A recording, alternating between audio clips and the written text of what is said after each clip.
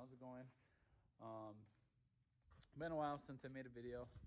I've been asked a couple times on my Instagram, and I've been asked a couple times in the bottom of videos in the comments that haven't been making videos. People wonder if I sold my truck and that. Did not sell the truck. Truck's right here, right in the background.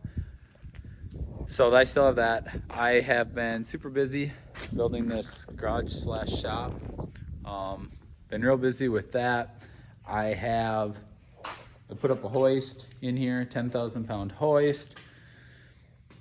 Let's see, some of the things that I have been doing to the truck though, since is I had the suspension, all the orange I had redone on the suspension. It didn't hold up the way we were hoping. So I dealt with dead-eye coating. One of my sponsors, they took care of that. That's no longer gonna be an issue with that part. I did have the head gaskets go out on this thing. I was eating about a gallon of coolant every 2 weeks. It is my daily driver. I don't know the miles. Sometimes I put a bunch on, sometimes I don't, but I was eating about a gallon of coolant every 2 weeks. So I went all the way through. I'll put a picture up. I did have the cab completely off. I took the transmission, transfer case, the motor completely out of the frame, completely went through them.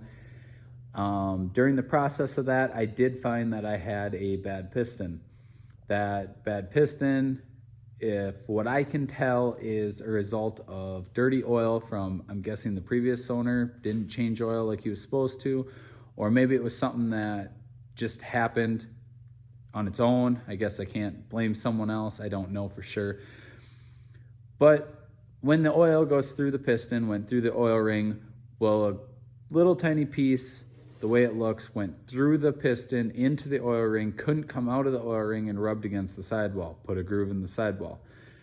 I was lucky enough that I was able to hold the cylinder out.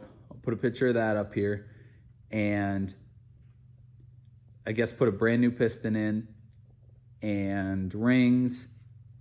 Checked all the bearings while I was in there. Everything looked good. I probably should have replaced them, but they look good. Kept everything the way it was. Put it back together. I did use ARP head studs when I put that back together. Had the heads at the machine shop. Fully went through the heads, went through the valves, went through all that. I did have, not that it helps or makes anything better, but the motor completely coated to match everything else. Just a personal preference. So everything now is done. You can see here, all that's orange now. Went through, did the turbo, did the valve covers, redid the coolant fitting here, or coolant upper hose is black on top of the motor. Thermostat housings, they are now orange. So not that it does anything, but it was just something I wanted to do. And then drove it like that for a few weeks. Had cylinder 1 and cylinder 3, I want to say. Most unfortunate thing is that they stuck open the exact same time. Sound like a tractor. I'll put a video up here.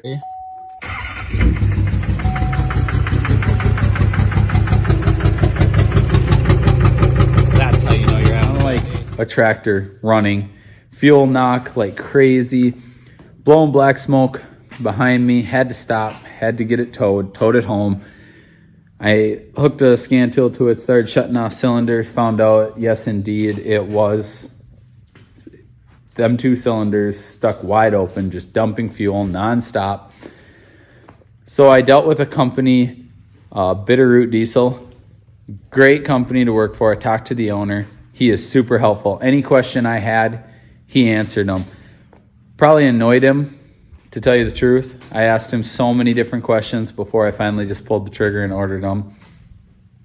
But I got 30 over injectors through them.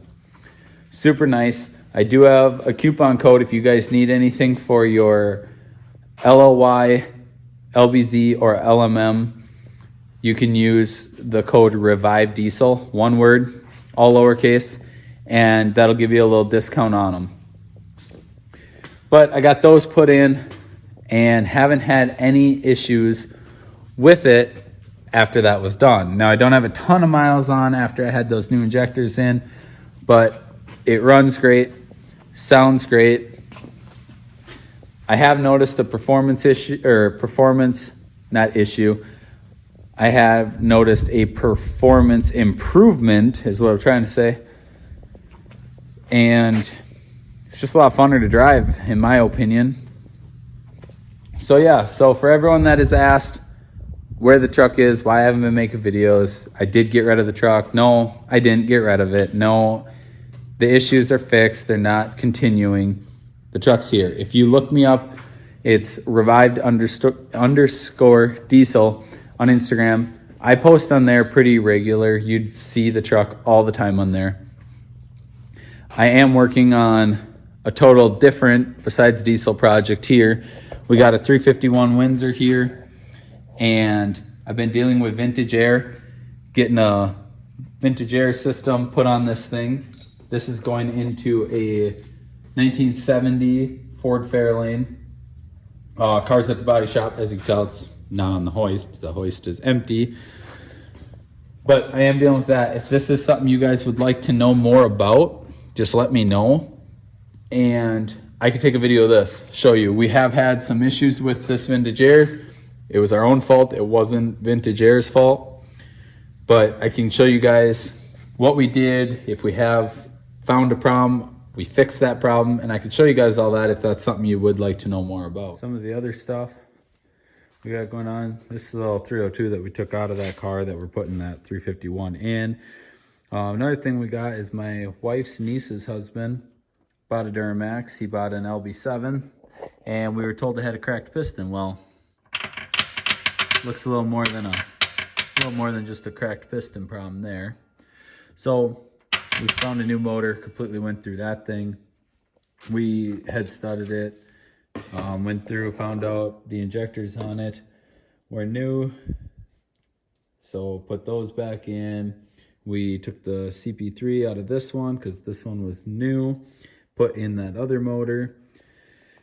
So we have that there. We are gonna fix this thing. Well, we talked to a machine shop. They said we could sleeve it. Not really an ideal thing, but we can sleeve it so the motor's not completely junk. We have a set of heads here. We have a CP3 in this bin. We got injectors in that one. We have enough here to put that motor back together. So we don't know. We might put that in something. We might not. We're not really sure yet. Another thing we just did today is we took our log splitter here, and we took this little 8-horse motor right here off that had a pull start, took that off of it. And we put this 12.5-horse motor on. This one's got an electric start. The only thing I got left to do now is I got to build a little bracket right here to hold the battery. I'm charging the battery over there. Put a battery on it.